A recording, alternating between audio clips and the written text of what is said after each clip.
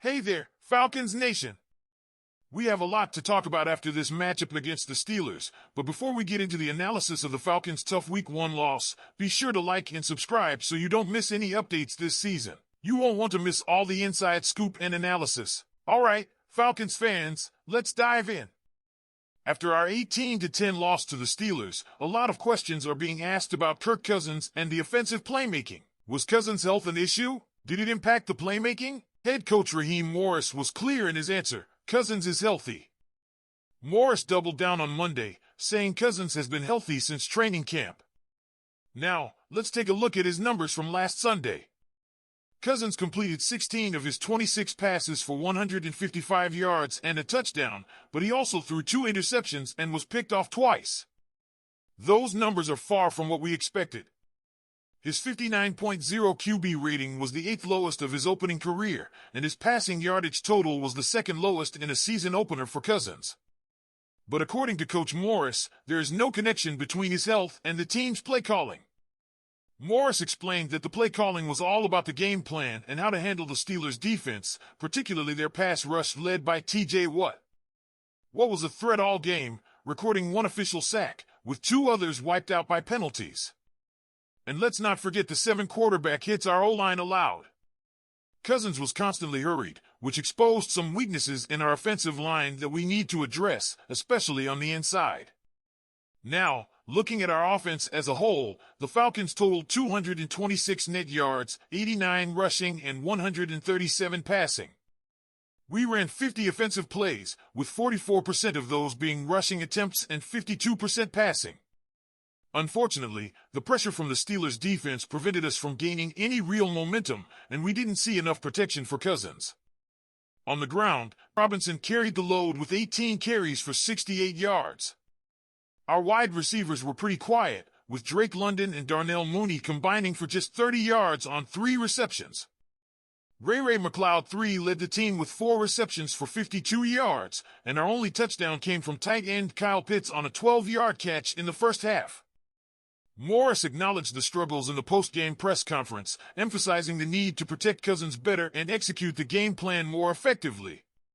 He also said the team as a whole needs to improve, not just the quarterback position, but everyone around him as well. So, Falcons fans, what do you think?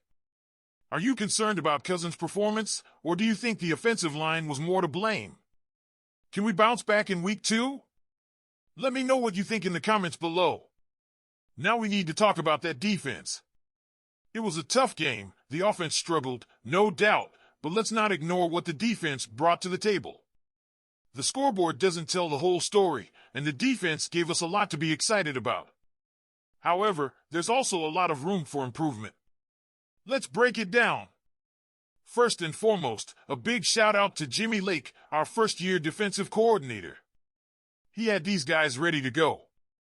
The Falcons' defense didn't let the Steelers get into the end zone at all, not once. 6 Pittsburgh field goals were all they could muster. That's impressive. Former Falcons head coach Arthur Smith was calling the shots on Pittsburgh's offense, but our defense held its own. We held them to 270 total yards and just 3 of 9 on 3rd and 4th downs in the second half. When push came to shove, the defense did everything it could to give the Falcons a chance to win. But Coach Raheem Morris wasn't ready to pat his team on the back just yet. After the game, Morris said, "You can't just go by the book. We've got to stop these guys on previous downs in the running game." And he's right. The Steelers had some success running the ball against us, racking up 137 yards on the ground. But here's the thing, it took them 41 carries to do it. That's just 3.3 yards per carry. Justin Fields, their quarterback, added 57 yards on 14 carries, and Najee Harris led all rushers with 70 yards on 20 attempts. The defense buckled, but it never broke. They forced the Steelers into long drives, 6 of their 10 possessions lasting at least 7 plays, but the Falcons kept them out of the end zone. That's great. Now, let's talk about the guys who stood out. Cornerback Mike Hughes had a game-high 7 tackles, including 3 for a loss. Grady Jarrett, returning from the ACL tear he suffered last season, didn't miss a beat. He had a sack and a half, 2 tackles for loss, and 3 quarterback hits. That's the Grady Jarrett we know and love.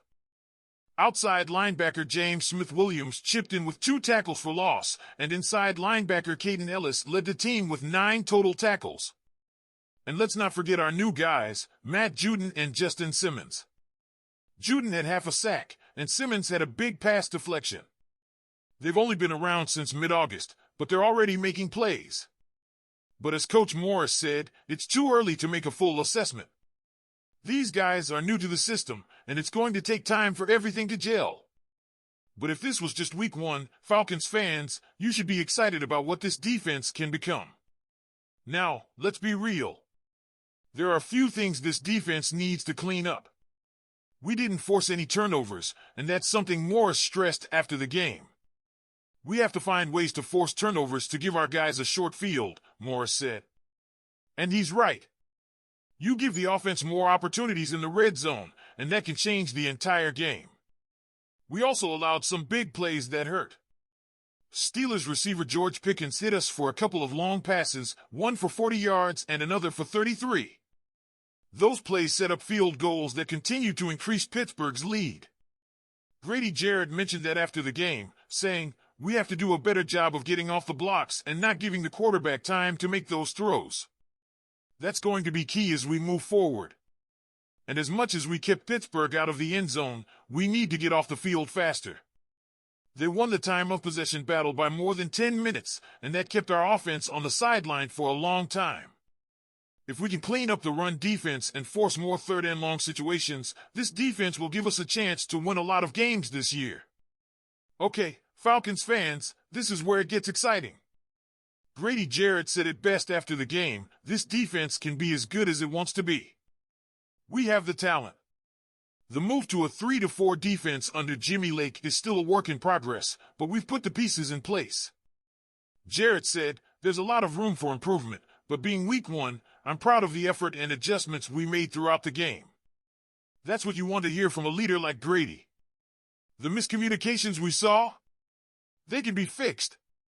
The yards given up on long drives? We can clean that up. We have a big challenge next week, Monday Night Football against the Philadelphia Eagles. You know they're going to bring the heat, but this defense has shown it can handle anyone. If we can generate some turnovers and continue to improve, this unit has the potential to carry the Falcons all season. So what do you think, Falcons Nation? How do you feel about this defense after week 1? Is this a unit that can lead the team to victory? Leave your thoughts in the comments below. I want to hear from you. And don't forget to hit that like button and subscribe to the channel so you never miss the latest Falcons news. We have a big game coming up against the Eagles, and you won't want to miss any of it.